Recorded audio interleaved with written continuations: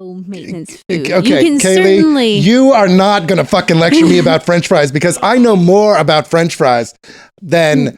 You do not. All but Show me your degree in French fries. I'll bring my degree in fryology over later. Fine. Fucking bring it. View from the Gutters, episode 152.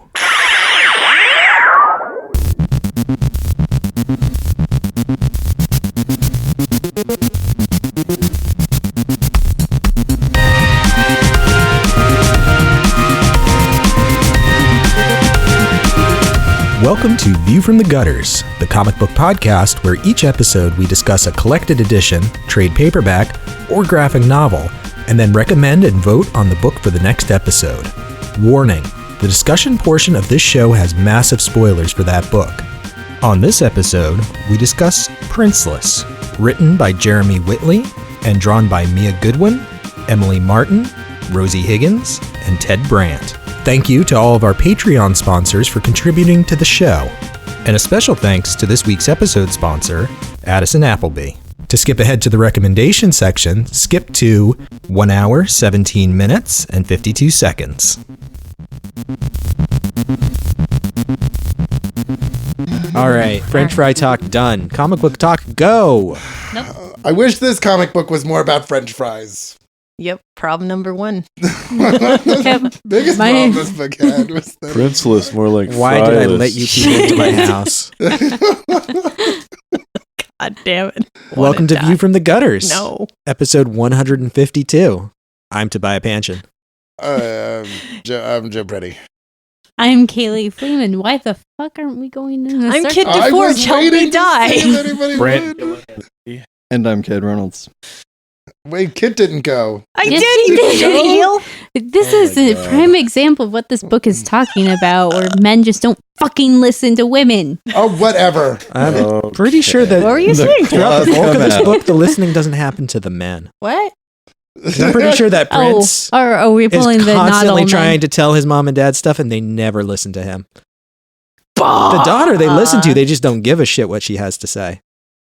This is going to I'm go just saying. so well. Where are those comics, Kaylee? They are in my Thank you. purse. Well, I why was don't you not get yet them out? ready So to begin this podcast. this and then week- Toby so rudely was like, "Oh, I'm going to He start rudely the podcast." started the podcast we came here to talk about. Yeah, I know. God, Okay. what Yes, a that we were dick. Rude. So this is a book. Yeah, A we're, book that exists. we're talking about Princeless, This for the is- record. Yeah, this is a book I pitched. This Can is a you book pass I'm- me the Raven one? Yeah, give me just a moment. the Yeah, give me just a minute. Let me talk about the fucking book first. Is this how the whole night's gonna be? 'Cause this Yes. is kind of intense. I'm Yeah. sorry. All right, I have harried nerves. Princess Adrienne is 16 years old. She already as a kid did not want to be the idyllic princess of prim, proper, locked in a tower waiting for her prince to save her. She told her parents repeatedly, like, "Oh, you better not lock me in a tower. Don't lock me in a tower. Seriously, you guys, do not lock me in a tower." And they drug her on her 16th birthday. She wakes up the next day. She's locked in a tower, being guarded by a dragon. That's how you do. Yeah. So she gets angry. The dragon eats a couple of Prince Charmings, as they do. And she manages to escape from the tower and rides the dragon to save her sisters and any other princesses that are locked away in towers. Well, she tries. Well, she does. She does it a lot, actually. Wait, so I would say. we should probably clarify very clearly. You've read more than the first two trades, Kaylee. Yes, I pitched the entire run. Right, but there Because was it's very- access issues, right? Yes, yeah, So- for reasons that we'll discuss after the podcast. But yeah, apparently not everybody was able to get all of the issues. Which So I just want to yeah. make sure that for the listeners, if there gets to be a point in the conversation where it seems like maybe some of us don't know as much as others, it's because we only had access to a certain amount of it. yeah. But as I pitched the entire run, that will be sort of my frame of reference for listeners as you're listening to me. And I think, Kit, you read just about everything too, right? I used my eyes and the local library to make this happen. Yeah. Mm-hmm. It was really cool because they were already in my house as I checked them out with intent to read them of my own volition. Yes. And Yeah. then I did that. Anyway. So this follows Princess Adrienne. She is rescuing her sisters. She has 6 siblings. 6 sisters and 1 brother. And so she is going about saving those. And her brother is sort of effeminate and adorable and sweet, and doesn't really want to be the warmongering prince that his father wants him to be, which causes a lot of issues. It causes him to not be listened to, similar to his sisters, who are also not listened to because they are feminine.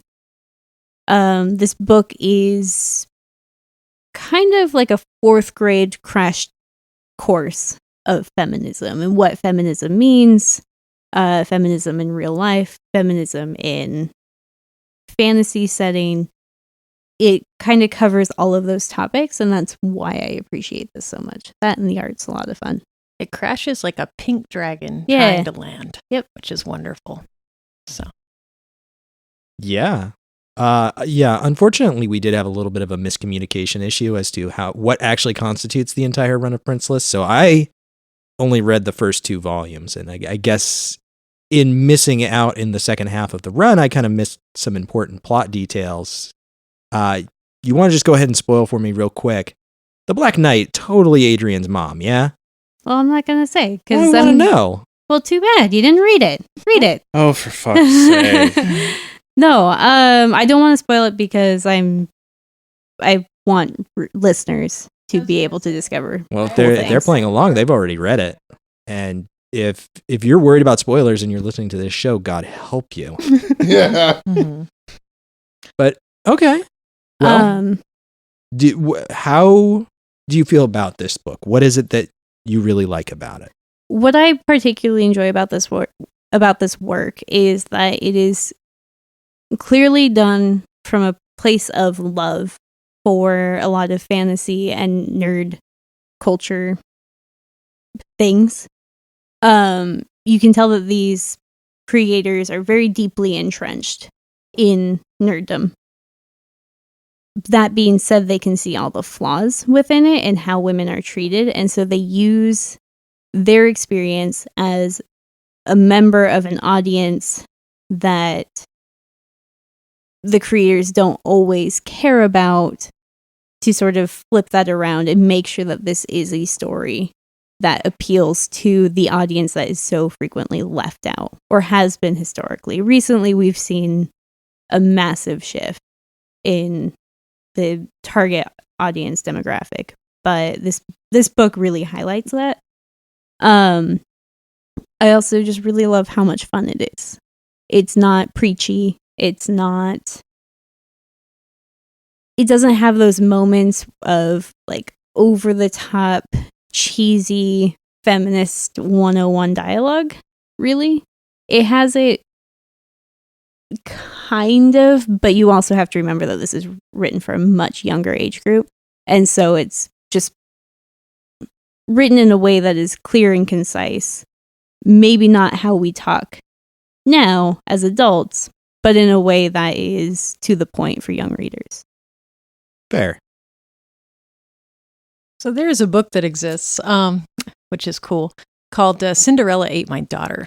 And I think what Kaylee was talking about a little bit is illustrating how what happened in the United States at a certain point was somebody realized that for whatever reason, getting a large group of princesses together with the color pink was very marketable.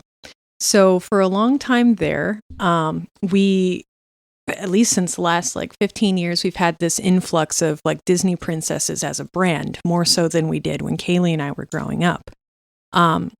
What that has resulted in is a lot of companies can't and don't really compete with the Disney princess concept.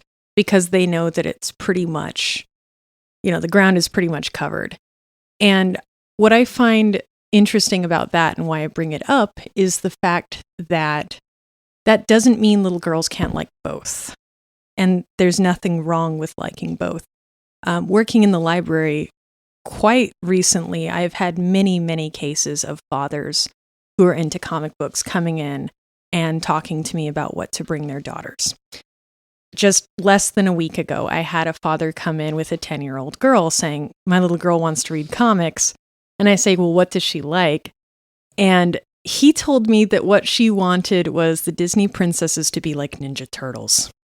And this is a weird statement, but that actually led me to Princeless when I was like, well, what do you mean to this little girl? So, well, I wish princesses could do things, like do cool things. And I was like, oh, like Mulan. She's like, yeah, like Mulan. And so it reading this book kind of took me back to that moment in my life when Mulan was coming out. And it was the first time that I had watched a Disney movie where any of those princesses meant anything to me or reflected the kind of things that I wanted to be as an adult woman. It's really cool because in this book you've got Black Arrow, who basically is the kind of Mulanish analog, but a little less about honor, a little more about adventure. And it was quite gratifying for me to hand this book over to a dad to flip through it with, this little daughter of his, like over the side of the desk, and to watch her eyes just light up. Accessibility and interest is a big thing, of course, in comics. And it's not, I think what makes this comic cool is that they don't have to make all the things that girls like into weak and boring things, really, to make the rest of their adventures relevant or interesting. Armor design is a big thing that comes up in this one. Just because you can't have the feminized armor doesn't mean you can't have really cool armor that a little girl would like. I'd like to point out that, although the writer is male, we have female artists working on this book. And that's something that I think gives it a lot of life and a lot of the personality that you would want a little girl to feel and to have, in a way that she can enjoy the sensibilities of something goofy and something fun while still being colorful and pretty, because there's nothing wrong with pretty. I love so many panels in this book because the girls aren't just dress cool or dress nice. Even the girls that are supposed to be pretty have character in their faces, and that's something that means a lot to me. I would have loved to have this as a kid. Well stated. What about you guys? Cade, how did you feel about it? I did really like the first couple of volumes, but what I actually liked more was Raven, the Pirate Princess. Same. There was no Adrienne in it. There was no Sparky in it. And come on, Sparky, you had one job. One job. And I don't know. I think Raven spoke to me on a more personal level than the other characters did. I really love the subtle and sometimes not so subtle references to her homosexuality, which I think is important in all ages comic books, that people can see, people. Well, and not just characters. Specifically, not just comics for all ages, but comics for young adults. People who are starting to grapple with those issues for the first time and maybe don't necessarily know how to interpret their feelings. Yeah, absolutely. So it's kind of a thing where, the people who are too young to realize what it's talking about don't need to worry about it. But, once they're old enough to understand it and they reread it, things start to make a little more sense. They can, identify more so with characters that they've identified with in the past. I don't know. I think it's important. I don't want to say it's a perfect book. I think part of it is the point, but there is a lot of male bashing in this book, especially when I want to say the most well-written male character is such an effeminate character. It kind of alienates a little. I don't know. In the first 2 volumes, none of the male characters were very good. I didn't think. So that was a little off-putting. But overall, I still really liked the books. This is something I was struggling with. It's not that I think, I don't know that it's really male bashing. I think parts of it were a little on the nose, but then I understand that me reading it at my age is a lot different from like a 12 or 13, like I think that on the nose is good, when dealing with a certain audience, right? Yeah, I mean, okay, I shouldn't have used the words male bashing, but I just found it sad that there was no one for me to identify with. Well, and this kind of brings me to my thing, and something I've been thinking about all day is, I saw this post on Tumblr the other day, and it was about male privilege, and somebody was like, "Oh, I don't have male privilege. Somebody tell me how I have male privilege." And this person kind of listed it. I'm assuming male person because he identified as male, so I think that's a safe assumption to make. Basically listed out like 20 or 30 reasons, and it was impressive. It was an impressive list. And I think one of the big things for me being a comic book reader, especially a comic book reader that is a father of a daughter, is that I don't know what it's like to live in a world where I don't have somebody to look up to.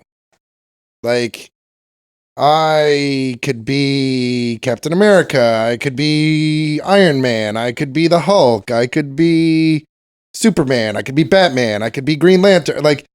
Like literally, I don't know what it's like to live in a world where it's like, well, there's nobody that's like me doing stuff, because most fictional characters are like me. They're male. And not like me personality-wise. Like, I'm much more like Bilbo Baggins, man. I don't want to fucking go on your adventure. I want to stay home and eat. This is where my food is. But, and I appreciate anything that, on a base level, I appreciate anything that says, especially to young women, you don't have to kind of, like, here are people you can look up to. Here are people that look like you and dress like you, and they can care about their hair, but they can also kick some ass.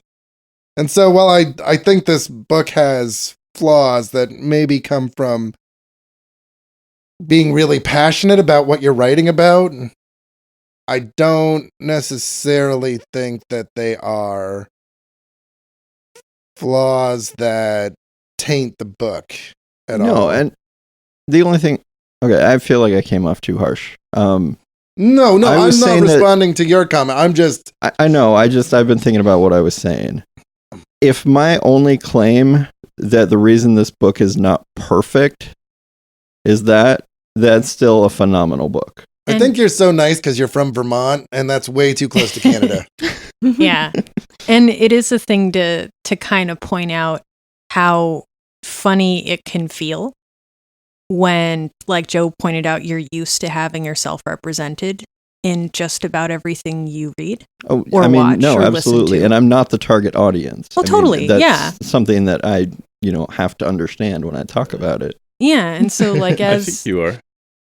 And kind of like as a continuation of that, like when we talked about, or when the media started blowing up talking about Princess and the Frog, that was another thing. Like one of the things that Disney was touting was this huge idea that suddenly Black girls could have somebody to look at and be a princess.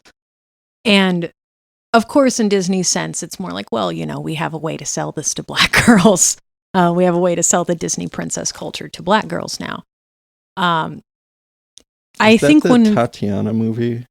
Yeah. Okay. And I think one of the interesting things about this too is that many stories that are written for girls that have this sort of narrative will be comfortable with having that with the white girl. And that's another thing that like I had to acknowledge a strange degree of representation privilege in this too. Last night when I was looking through it and I was thinking to myself, I don't really connect with our main character as much as I do Black Arrow. which kind of led me to the thought of I was 12 years old before I found the first character that was of the same gender of me that actually embodied the ideals and beliefs that I had. And she was Asian American. And I had to stop and check myself on that and be like, well, what is the real reason that I don't connect with this character? Have I already created this sense of distance because of this sense of other? But then I kind of thought about it some more, and I also realized because our main character is still allowed to be a flawed person and stuff too, and I, as a flawless person, don't really have that problem.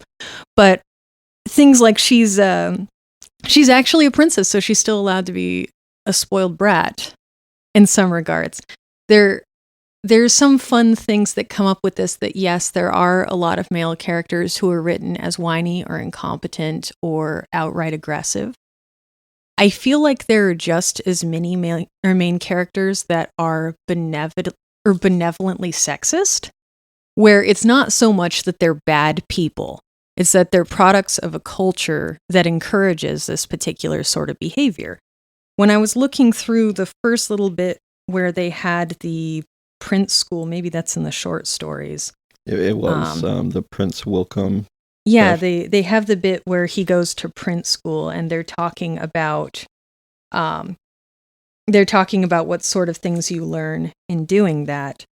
And a lot of it is just how to present yourself, how to look more competent or confident or intelligent than you are. You can't win a sword fight without wearing a cravat. What are you? Or you've a sword fight hasn't been lost, through smirking, And I think that story is important to have in there too, because I feel like it takes some of the edge off of what otherwise for me also felt like through the first volume got a little preachy. The fact that they break some of that up with very, very regular cartoony childlike humor helps me a lot. But I do still have to stop at times and think, do I find this preachy because I don't hear it that often in media? Or do I find it preachy because it's so much all of the sudden? Or, what's the framework kind of in that mindset? Sometimes. Yeah, and that's the thing is that, like, hearing these sort of thoughts or these sort of complaints or these sort of things all at once can be kind of overwhelming if you don't live in the situation. And I don't think there's anything wrong with acknowledging that even for me, as a woman, I had to stop at some points and be like, chill out. And then I kind of stopped and went, well, I understand why you're not chilling out, because I have my times where I'm looking at things going, I still can't believe that there are people on my side who still don't get this about living as a woman. I could get where somebody writing that, which again, we've got a male writing this. I feel like there are times that maybe trying to communicate the message can maybe take the place of telling the story.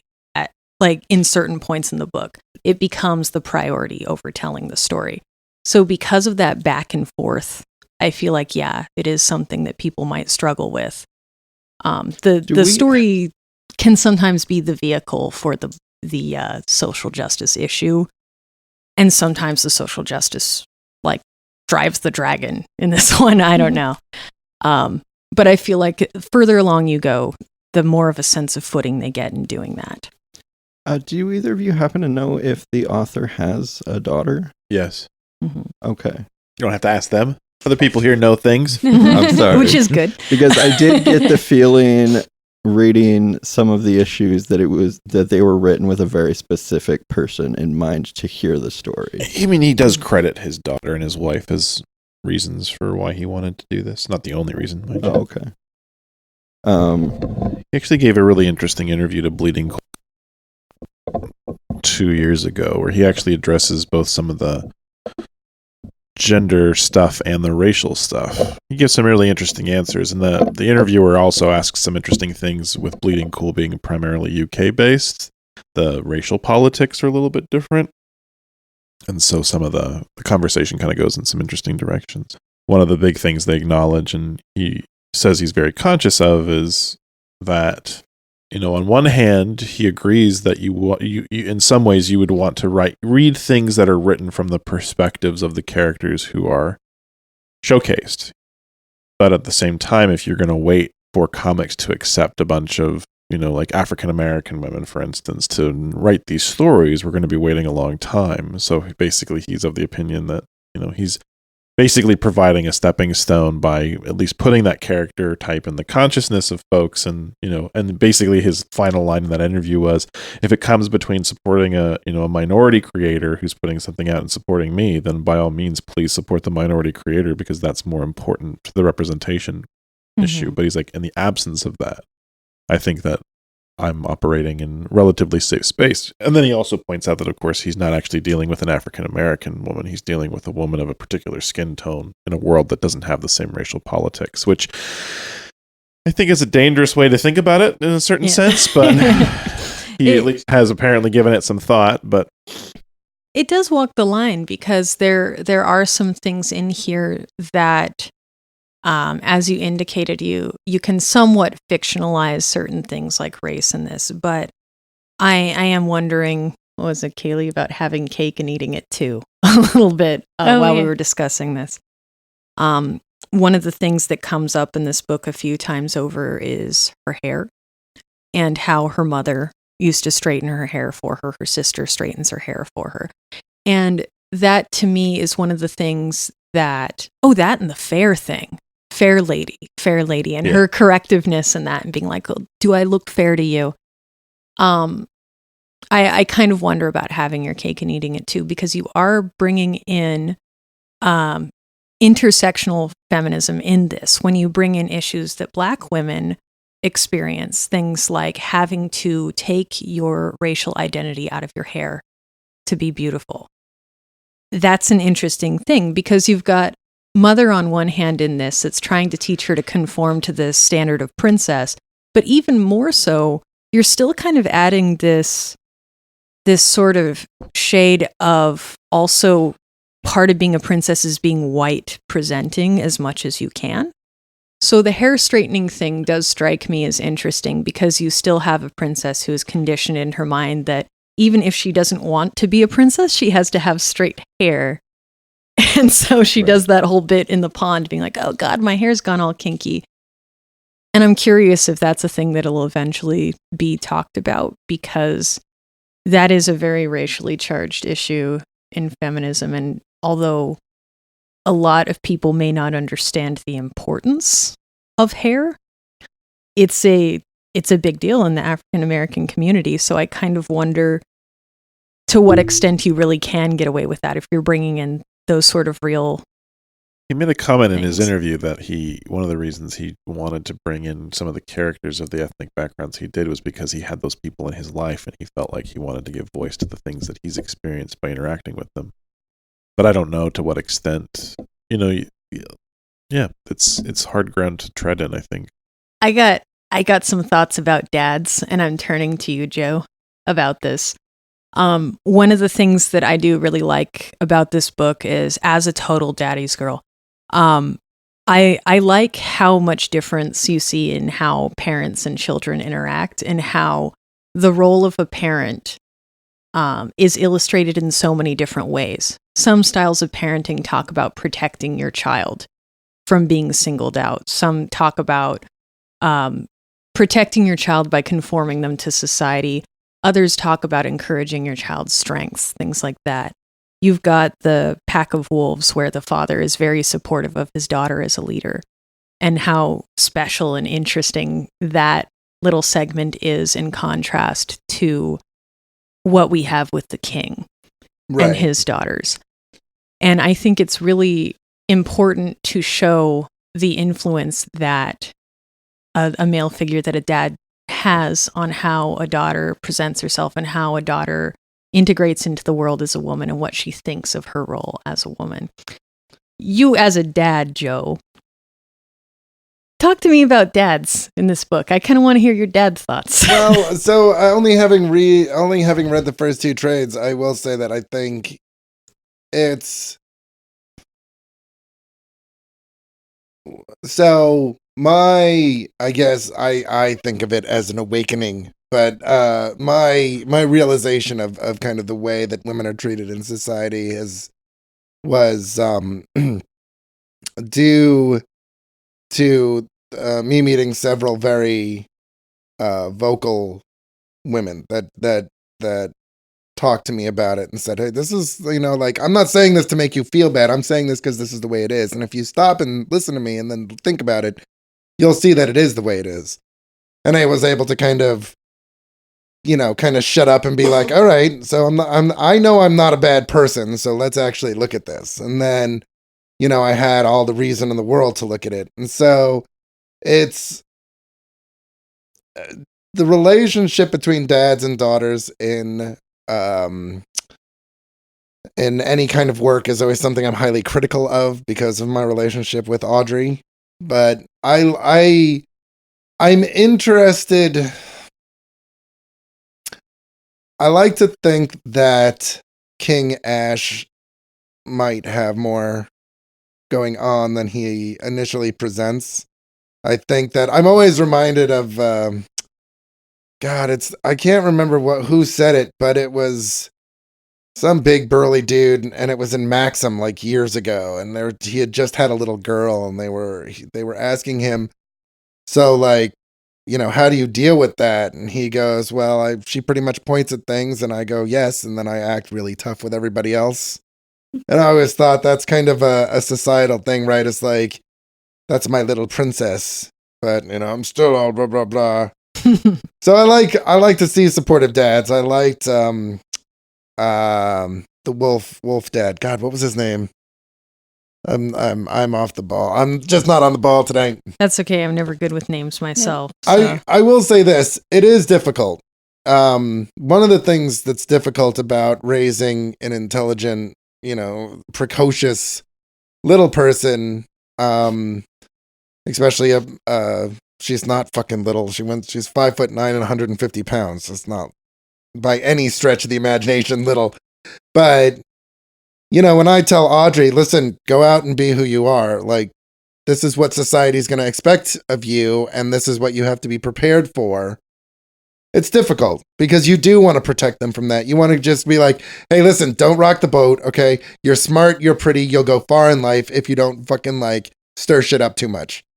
But then there's also a part of me that's like, well, fuck that. Somebody has to be that voice. The leader. Somebody has to stand up and be like, I'm not going to wear that hat today because that hat is stupid, regardless of how many commercials I've seen it in. I'm not going to dress in this way. I'm not going to act in this way. And, I think there comes a point as a parent where you have to make the decision and just be like, okay, well, what I can do, I can't make their life any easier. What they're going to go through is any easier. Is I can just arm them with knowledge and then be as supportive as possible. And so it's always interesting to me. Like me, I think the thing I'm kind of most interested in is what is King Ash's motivation in doing this? Because I need somebody strong to rule my kingdom seems kind of like, It's like hypertrope. Yeah, it really, really is hypertrope. And I feel like... I'm sorry. All of a sudden, I started thinking about Monty Python and the Quest for Holy Grail, All I want to do, Father, is sing. No, Same. none of that singing stuff. Tracks of land. Well, and yeah, I mean, that's kind of, I think it is very much, it's the thing I like the most about this book is that it's a very hard look at, like, this is all ridiculous. Like, this is all right. Like, women aren't good at ruling. Why? Because men said they would, and men fucking, were strong enough to lift swords over their heads, right? It's like, pretty much, you put a whole bunch of people in their place once, and they never fucking question it again because they're afraid of what'll happen. It's ants. Or the Seven Samurai or whatever, right? It's like, you don't have to fucking do it. It's like, it doesn't matter. A Bug's Life. A Bug's Life. Yes, I'm sorry. Ants was... I apologize and retract that statement retroactively. God. Reject it. You Also, reject that statement. Pronounce that Z next time. Ants. Thank you very much. Hey, Sylvester Stallone was in that movie. That's true. Wasn't that Woody Allen? Woody Allen. Yeah. Oh, jeez. I feel dirty just saying his name. No, this book has a lot of things where I don't expect like a ton of huge political intrigue or, really anything on that scale. But when King Ash is getting more and more upset about this knight that has killed Princess Adrienne and is now like off to kill his other daughters as he thinks that she is, he keeps talking about their needing to be rescued and says about Princess Adrienne, I don't understand it. I put her in a very easy, like a very short tower with a very stupid dragon. Why did nobody save her? So it makes me think like there has to be something else going on. Oh yeah. Like it can't just be like, oh yeah, just locking up my daughters just cuz. Well, and there's a critique here also of, so we've got the overt sexual or gender based, but there's also of course the gender identification based commentary, right? So I recognize that I'm not a dad of a girl, but as a father who was just trying to negotiate with his son yesterday how he could put on his Elsa dress and his Darth Vader costume simultaneously yesterday, I'll make the comment that, as is often said by many feminists, the patriarchy affects men too. Mm-hmm. And I think there is some commentary here, which is why I guess when Kate earlier was saying that, maybe this isn't for him, I think it is for everybody. And I think some of the discomfort or lack of identification is in fact intentionally targeted to make you think about the fact that, what is it like if there's a world in which none of the men or very few of the men are particularly open to feminine energy, or if they are only in specific circumstances or what have you. And so looking at the brother and thinking about my own son who oscillates between incredibly rambunctious, wild, and traditionally masculine, but also displays an incredible amount of sensitivity and sweetness. Like one of his Christmas presents was a pair of pajamas from his mother that are actually girls' Star Wars pajamas. So C-3PO, Princess Leia, and R2-D2 are very prominently displayed. There's no other characters. They're very chibi, and the pants are pink and fuzzy, and he thinks they're awesome, and he wore them to school yesterday or the day before. Yesterday. Yeah, because he fit his Darth Vader costume over that stuff after he decided to ditch the Elsa dress because it was scratching him. But, I asked him like, hey, did anybody like your pajamas? And he's like, no, none of my friends really like them. And then he was like, but it doesn't matter. And I was like, that's awesome, dude. I'm glad that you can manage to maintain that. And I hope you can, because he's already sometimes comes home with the dialogue of like, well, those are girl colors. And I don't know if I should wear girl colors. And like, what's a girl color? And yeah. So it's not just about the people who don't have penises, but it's also just about certain kinds of energy that's traditionally feminized. It's like parenting as a whole is, it's like you said, it's not just about how the princesses have these sort of things with their fathers.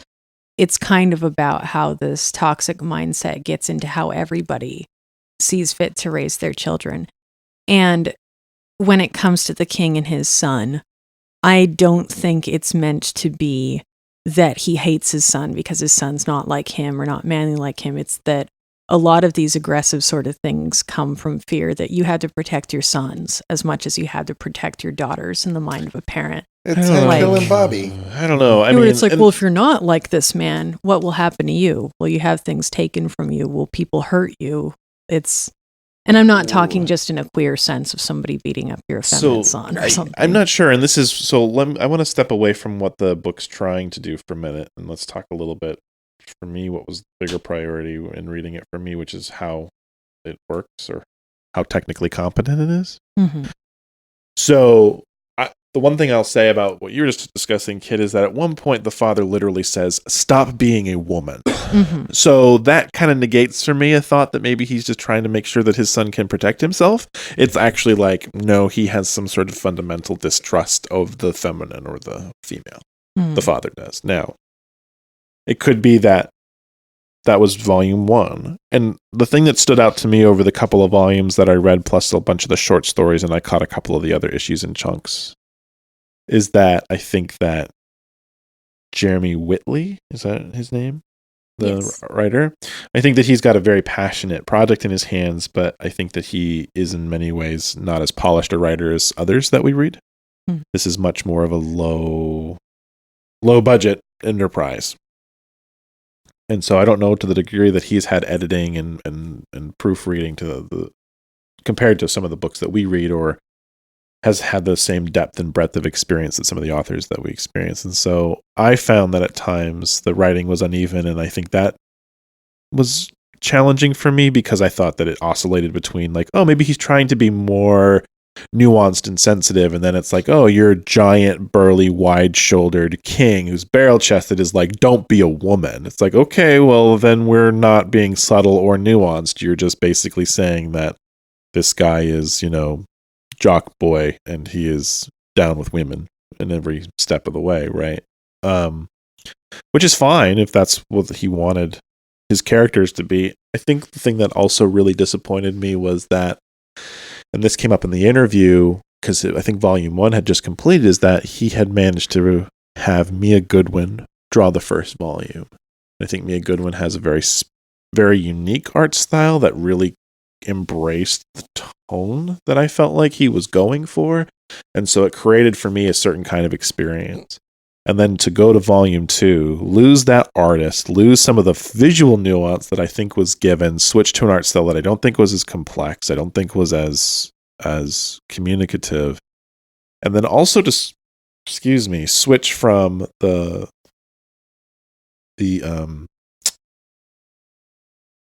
cliffhanger of the first volume seems to involve the youngest of the sisters. And then Volume 2 picks up with kind of, in a sense, like the cliche, oh, this is the sister who's really into being pretty.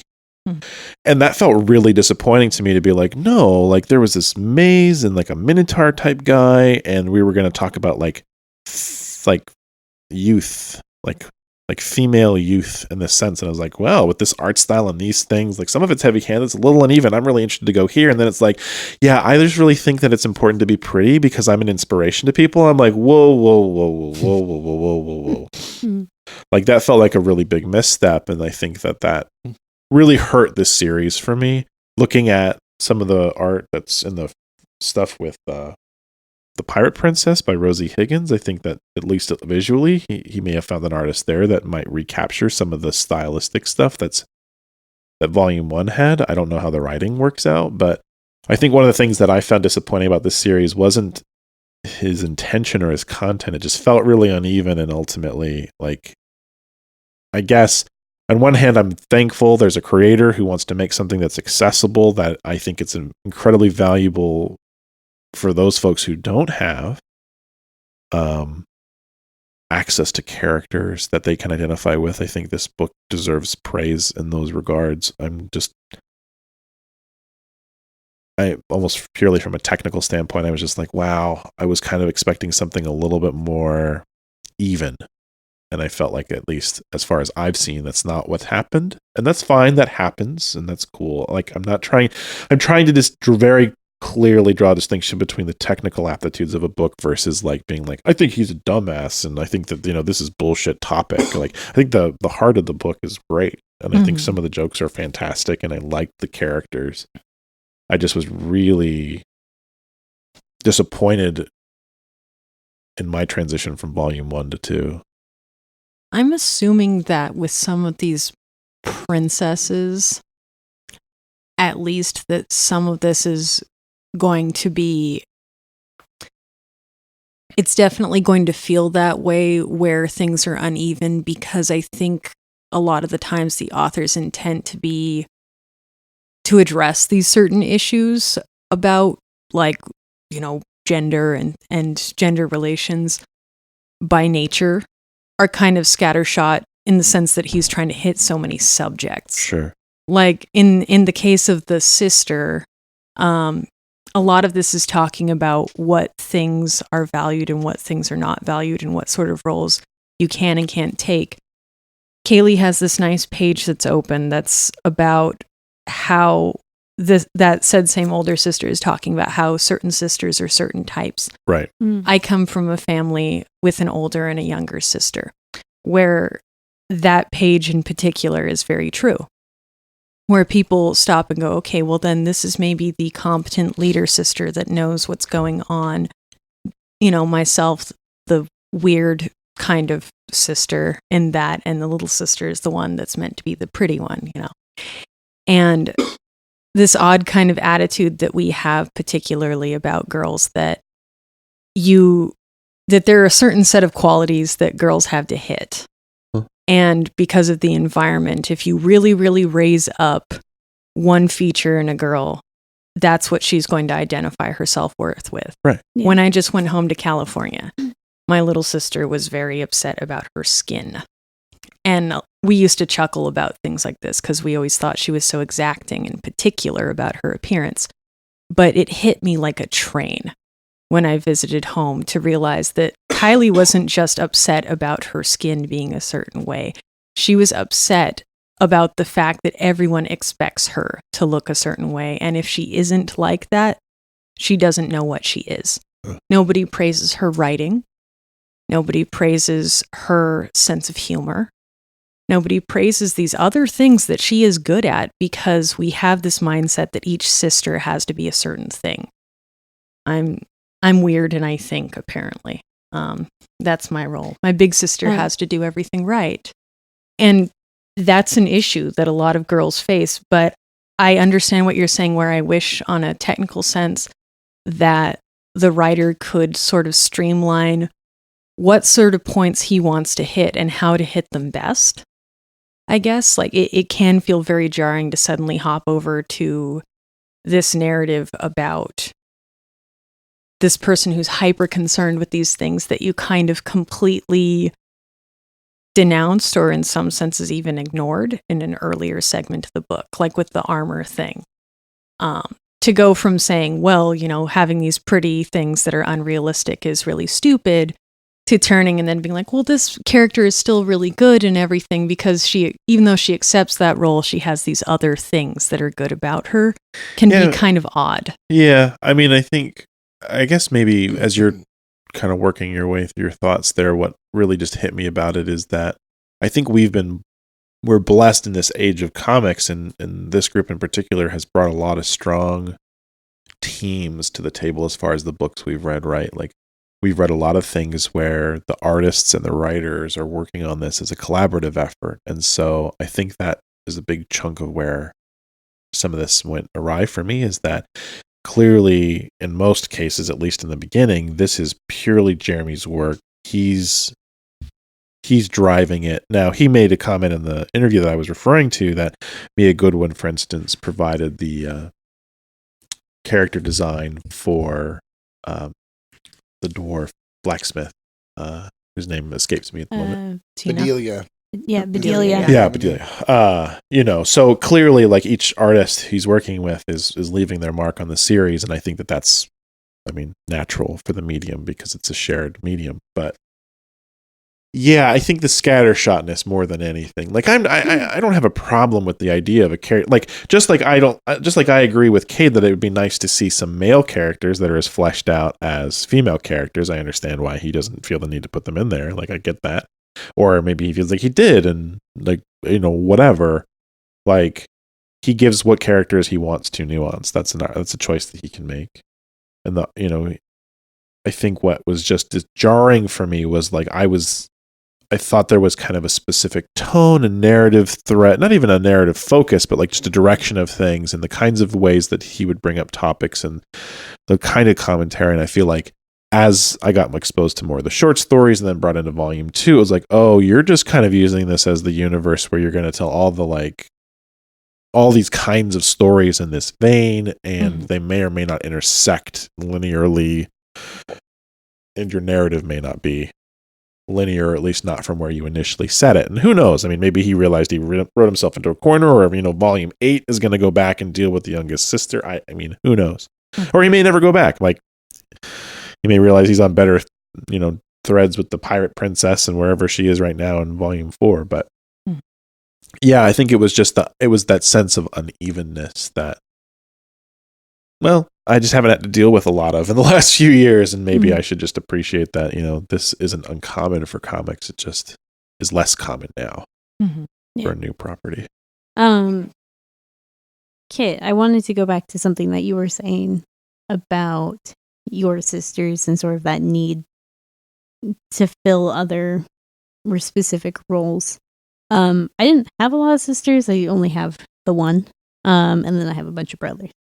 So that isn't something that is necessarily that I can relate to. But one of the things I notice is that all of the sisters kind of represent a role that women individually are supposed to also take on. And just looking at the sisters who we haven't all met yet, even if you've read straight through, when Elise, the oldest, is being described, she's described as sort of matronly. Like, she is mother-like. She's good at housekeeping. She's good at just keeping everything running smoothly and taking care of children, taking care of food, taking care of servants, that sort of thing. Then there are the twins, Antonia and Andrea. And I can kind of assume what they're going to be. And that's going to be that sort of female rivalry of, well, I'm better. Like, no, I am. That sort of a thing that women are supposed to compete with other women to prove that they are better, that they fulfill certain roles better. Then you have, I have no idea how to pronounce her name, Anguisse, I think, the middle child, the gothy one. It's meant to go with, I think, like anguish, probably. Oh, okay. That's my guess. That maybe. Probably. Anguish, I don't know. But it's women are PMSy and moody and grumpy and sulky. Dramatic. Yeah. Angelica is beautiful, like women are supposed to be. And then Apollonia, the youngest, is like very sweet and delicate about everything that she does. Apollonia. That one. The one I was sure of. Okay. I just kept calling her Appaloosa. Same. It's the name of Michael's wife in The Godfather. Oh, okay. Michael. And then Adrienne is kind of the one that like fucks that up because she is the free spirit and the one that is like actively tearing down certain roles. So it's interesting to kind of think of that in this idea of women are supposed to fill all of these roles, whether they are good or bad, because that's what women are. Like, they are these 7 roles, versus the idea of those roles being split up amongst sisters, both in this story and in real life. And that is the thing that happens too. It's like, Brent, you were talking about don't be a woman, for example. Yeah. And when you had said that, I thought on one side, well, I wonder if we would feel differently if he had directly said be a man, because we hear that so frequently as a thing that fathers say to sons. And when you had kind of said that about don't be a woman, I thought back on times that my father and I had talked about different ways that I did things, or different things that I liked that I probably shouldn't like, in the belief of a parent that's trying to raise a kid in a very gender normative way. And I recall times that my dad had said something like, why can't you just stop being weird? Right. Or stop talking like that. Nobody talks like that. Nobody says those kind of words. Nobody speaks that way about things. Talk normal is one of the things that I heard a lot of. Yeah. Is that if my dad was uncomfortable with certain ways that I saw the world, if I started to express something about, like, my family is Fox News watchers. Yeah. So if something came on the TV and I thought it was dumb, and I would sit down and start talking about why I thought it was dumb or why the logic didn't make any sense, I'd hear a lot of, nobody talks like that. You know, don't talk like that. Don't be so weird. Why can't you be more? Right. And when I was young, it would sting, and I would think of it as they just don't like me. They just don't like my personality or the way I am. And as I got older, I started to think of it as one of the parenting things that happens when you're trying to raise your kid in the, quote, best way possible to integrate into society. My father, as much as I love him, would say, join the world. to me all the time.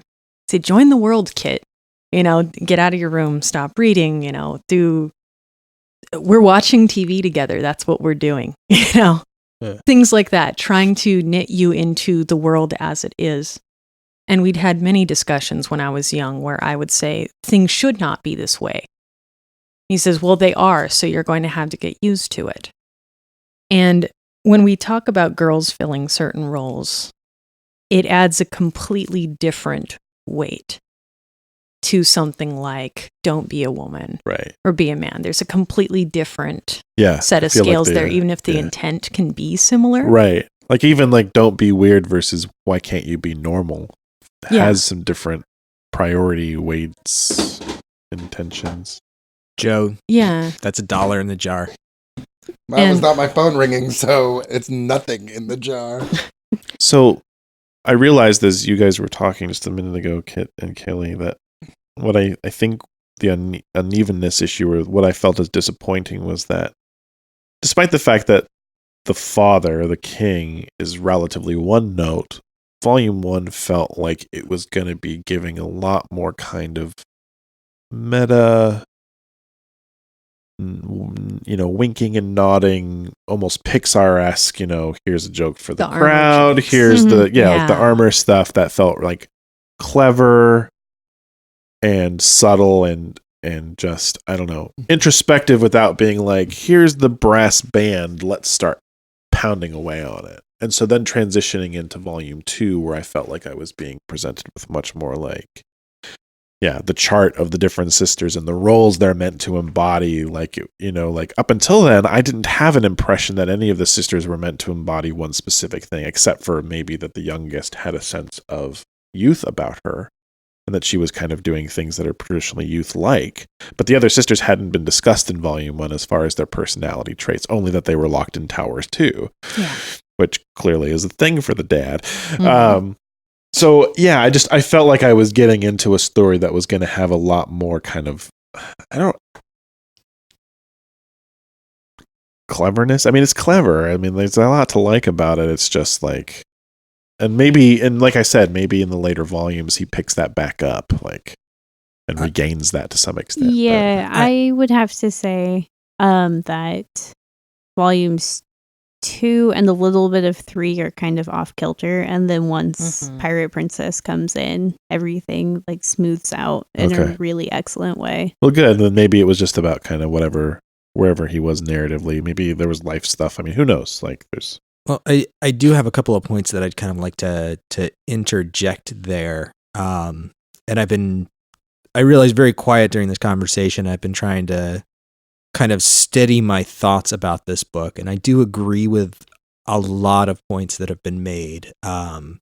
Specifically the thing about the hair that Kit was talking about a good while back. And I think my biggest problem with this book is that it too often plays in very broad strokes.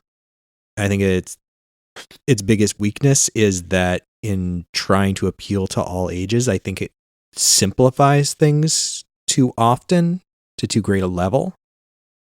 And I think when it's at its best, it's when it's being really deconstructive. I agree that Volume 2 is a little bit weaker than Volume 1, but I really liked the fact that she goes to save her sister, and her sister very obviously doesn't need saving. She's very happy with the life that she's established with for herself, whether or not it's the healthiest thing for her emotionally. But it's Adrienne, right? The main princess. Yes. She's injecting herself into situations that she doesn't necessarily understand, nor is her presence necessarily appreciated. And I liked that fact that she pushes against the world, and sometimes the world pushes her back.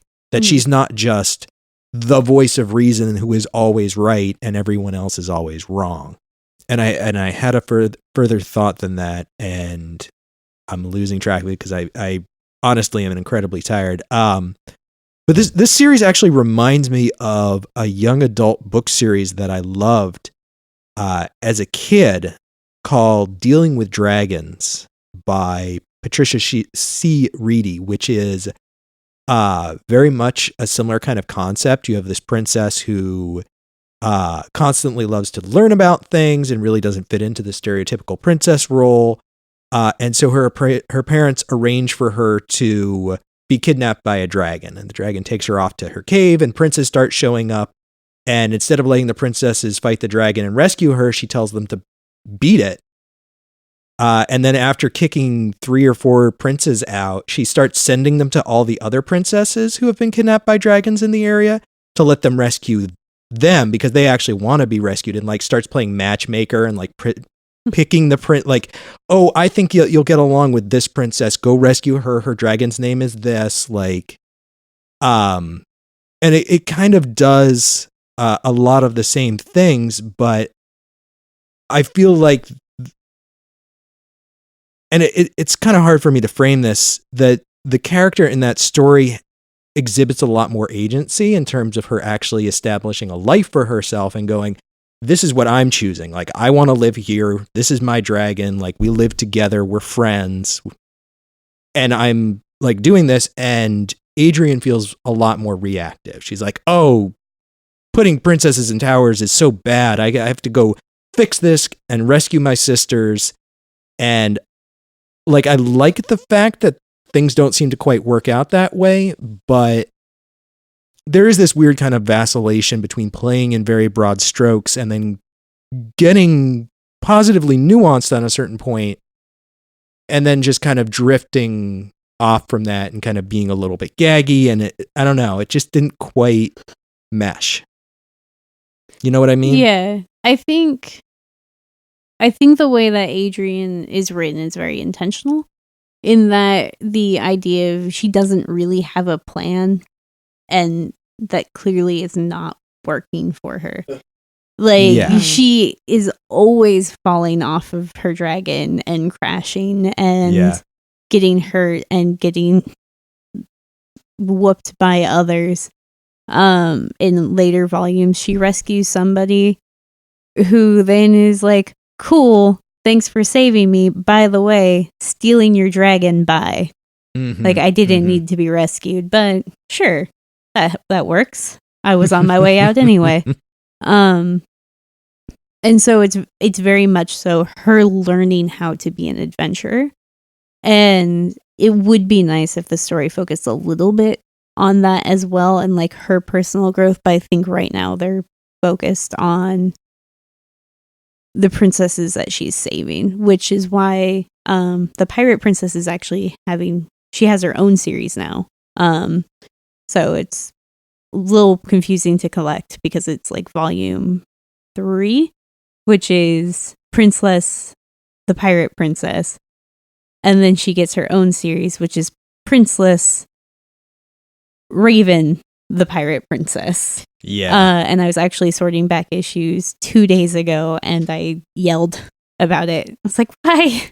God, why? Give it a different title. Oh my God. That is not even like top 10 levels of confusing when it comes to how comics are. I know, titled. but well, Princeless is not collected well, which is one of my actually biggest problems with this. That's probably because it's such a low budget work. Yeah, and honestly, I'm happy that they were able to collect it, because that makes it so that I can read it and enjoy it. So for that, in that way, I'm glad that it exists. But there's still ads in the trade, things like that. And I'm hoping that this can gain enough popularity that it can be reprinted in perhaps higher quality paper. Hardcovers. Hardcovers, or even not, just nicer trade covers. Well, I'd like to see without Autism Speaks ads. Please. I'd like to see some thicker volumes. Mm-hmm. And adding some of those short stories into the ends of the main trades, rather than them having its own trade. This is published by Action Lab, correct? I believe so. Okay. Yeah, from what I understand, they're still a pretty small publisher. They did one of the books that I talked about on Singles Club, Holy Fuck, which has had a sequel, Holy Fucked, by the way, which I would recommend to everybody to check out, because those books are ridiculous and fun. Just a random aside. But yeah, from what I understand, Action Lab is, very, very small press still at this point. A lot of digital stuff relative to the number of print comics that they're putting out. They're definitely gaining traction. I think right now, as far as kid comics go, they're producing them, and Boom seem to be producing the biggest amount. Yeah. Right now, but I'm excited. Action Lab seems to be picking good things to read, or they're one to of publish. And 2 or 3 small press publishers that has my attention, along with Black Mask Comics, which puts out not necessarily horror books, but disturbing fiction, I guess. Things that have a darker edge to them. Spoopy is the word. Sure. Yeah. Spoopy. Spoopy. That's the word. That's totally a word. Yep. Too spoopy for you. So did we have more to talk about regarding Princeless, or has the conversation kind of wound down a little? I guess if Kate wants to go first, I wanted to say something real quick, but if you had something, go ahead. Well, I just had a couple of things that I wanted to get out. Involving her and the frizzy hair thing, there was a big part of me that just wanted her to shave it off. But it got me thinking, we don't see any bald heroines. Like, there's Moondragon. God damn it, I was gonna go there. She is technically dead. I was gonna say not since Moondragon. When I was growing up, we used to go to Pride every year, in Vermont. And there would always be these like head shaving booths to raise awareness for something or another. So my mom did it every year. And there was always this other girl who was a few years older than me who would go and get it done too. And I always thought that she was so hot after she shaved her head. And I don't know, I thought it was weird. And I was thinking, like, how cool would it be if Greg Rucka wrote a book with a bald heroine? That's not something we ever see, but he could pull it off. Yeah. I don't know if this is still relevant. When we were talking about King Ash and his interaction with the prince, I thought about there is Mad Max Fury Road, which we all loved, I think, to a person. Not exactly bald, but close. Furiosa. I've Very actually short never hair. seen it. Oh, yeah. Incredibly short hair. Oh, well, yeah. I mean, actually, I didn't even think about that. But yeah, her head is shaved through most of that. It's not bicked, but one of the more interesting articles I saw about, and something that I don't think got talked about a lot, was how that movie portrayed toxic masculinity, and how toxic that is to men and women, and how I see a lot of there's a very big internet population that likes to turn racial and racist and sexist arguments into straw men so they can punch them, and then they're like, look at how smart and edgy I am. When really it's just like, okay, you found this one angry Tumblr post and that justifies your basically buying into a system of oppression of anybody that doesn't look like you. And I think I do find myself wondering if, actually not even if, but when that statement will be kind of more fully developed in Princeless, because I feel like that's a big part of it. I feel like Ash is going to suffer in some way, or has suffered. His family has already, though. Oh, absolutely. That's the thing, is that there's the whole thing going on with Adrienne's mother leaving. That's another result of toxic masculinity. Yes. She can't talk to her husband about how she feels about any of these things with her own children, because she's already bought into this idea of what she needs to be as a queen and as a wife. So really, she sees the only escape for herself as literal escape for herself. Right. Running away from her children, running away from her home, running away from her family. I had a mother who ran away when I was young, and it was kind of the same sort of thing where she didn't feel that she could be understood or express herself or articulate her feelings in things. And there were a lot of reasons for that, and some of them mental health. But I was really interested in the effect that these things had on their parenting, and the whole thing with King Ash looking for her.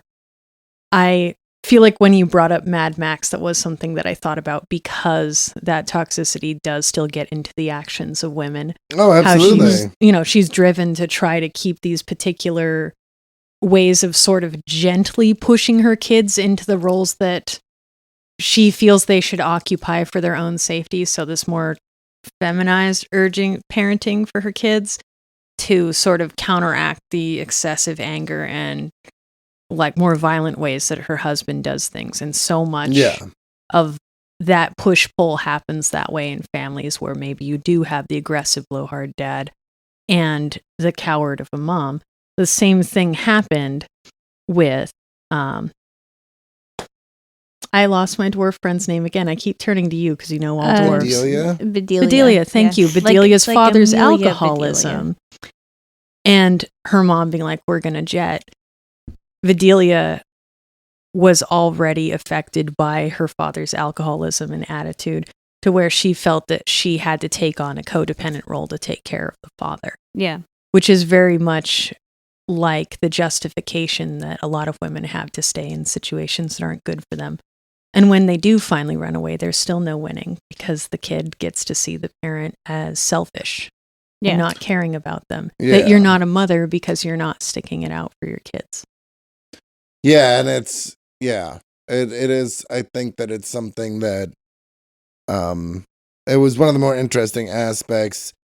I think it's an important aspect of newer feminism that does not get spoken about a lot, because I think that modern feminists are so often kind of strawmanned on in discussion and on the internet, where when somebody goes, busts out statistics like 80% of custody cases end in custody for mothers regardless of fitness, and it's like, well, that's part of toxic masculinity. This idea that men cannot be caring and nurturing and loving, like this is a societally continuated thing. Perpetuated.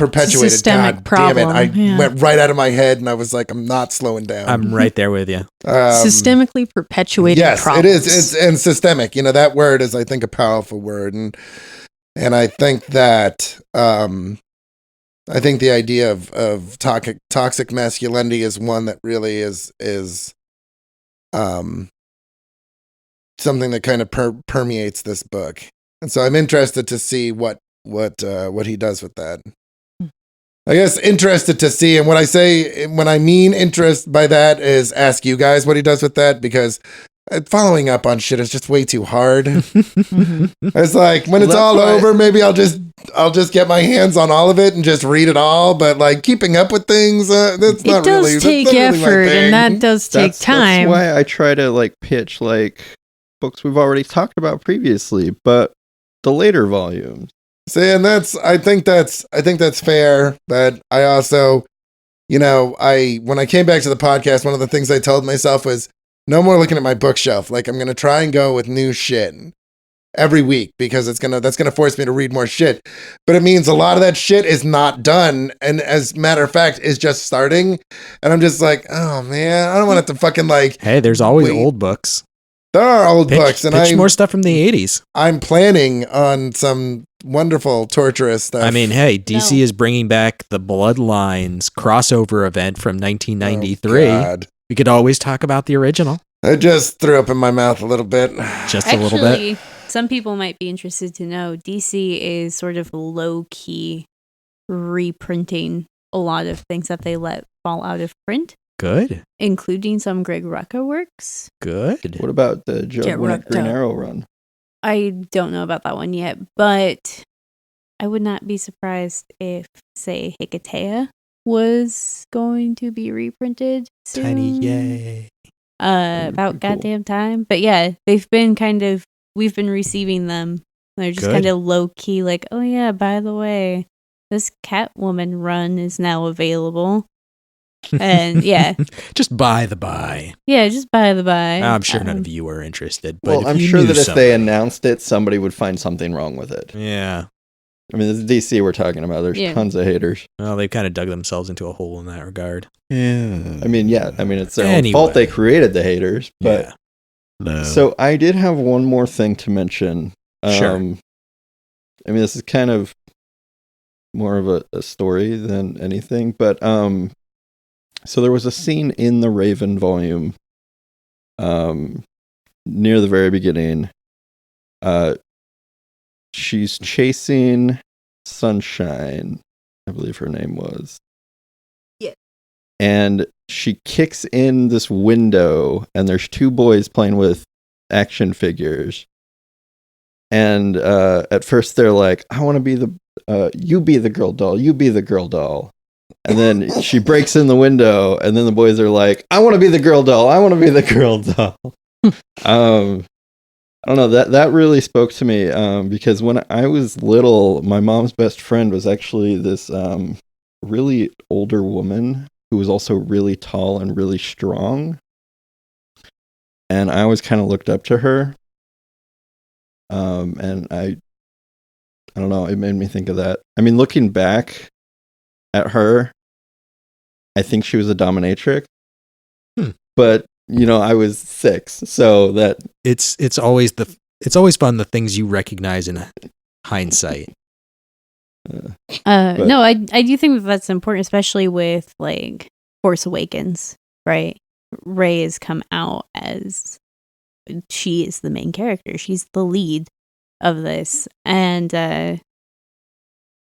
you suddenly have all these boys coming in like, oh, I want a Rey action figure. That's what I want. That's important. Whereas before, even girls were like, nah, I want Han Solo. Like, I want Luke. I want interesting characters. I don't want to be the girl because she's always a shitty character.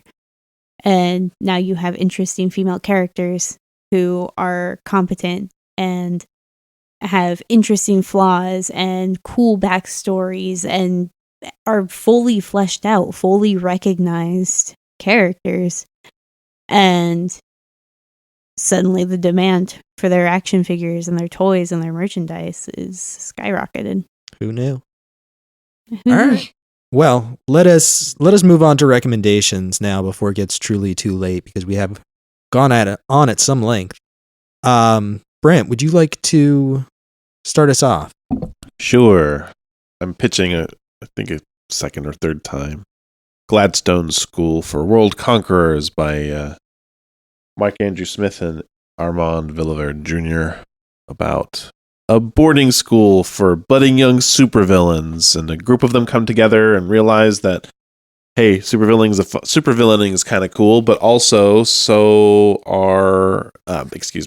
but also there seems to be some sort of conspiracy involving this groups of students, specific groups of parents, and may, change the shape and the color of all things in the universe. Second volume went through a successful Kickstarter campaign. I don't think all the issues have been dispersed on that. I'm actually just suggesting the first volume. So kind of a quick, punchy, light read. Yeah. Cool. Cade? All right, so I'm pitching something that flew under my radar for a long time, but the third volume just came out last week, and I was reading an article about how it's one of the coolest things ever, and everybody should be reading it, even though on a monthly basis, its single issues sell less than 6,000 copies. And what is that? This is Letter 44. Oh, by Charles Soule. Yeah, Or Soul. my One of iPad those. just turned off. Yeah, it's Charles Soule, Alberto Jimenez Albuquerque, Guy Major, and Sean De Pascal. And this is it actually just got picked up for a TV show on Sci-Fi. Oh, interesting. Which also made me more excited because they've been really knocking it out of the park lately with adaptations. And so this is a new president just gets elected. And he's the 44th president. He walks into the office and there's a letter on his desk from the previous president. And so it says on the letter 44. So this president hates the outgoing president. There was some bad blood there and didn't feel that he led the country very well and all that stuff. And so he opens the letter, and the former president has already left the state. He's not going to inauguration or anything. He's going back to his ranch to spend time with his family because 7 years previously, we found alien life that were mining an asteroid belt in our solar system. And he's scared and thinks there's going to be a war. And so he wants to go spend time with his family. I'm doing a horrible job pitching this book. Anyways, 3 years before, or 3 years ago, from where the book starts off, they had launched a spaceship with 9 human crew to go figure out what these aliens are up to and, make first contact or try to kill them if need be. And because of this, the previous president had taken us to war with a bunch of countries so that our military would become experienced and ready to fight all these aliens. And so basically he is leaving behind this country that's in really bad shape to the next president. And there was all this shadowy government stuff going on involving these aliens that showed up. All right. Yeah, I read the first issue today. It's pretty exciting. Cool beans. Joseph? I'm pitching Southern Bastards, which is something our dearly departed Mr. Chard I know pitched and did not get picked. I'm going to pitch the first 2 volumes. Basically, old man goes back to town he grew up in, where his father was a somewhat polarizing figure, to say the least, but a polarizing figure that kicked a lot of asses, and kind of finds this town that he hates to be overrun by corruption. Corruption, yeah, I think corruption's a good enough word, and decides to kind of finds himself compelled to follow in his father's footsteps. And it's by Jason Aaron, and it's Latour, isn't it? Yes, I think so. I can't remember his first name. And it's very much about, both of them are from the South.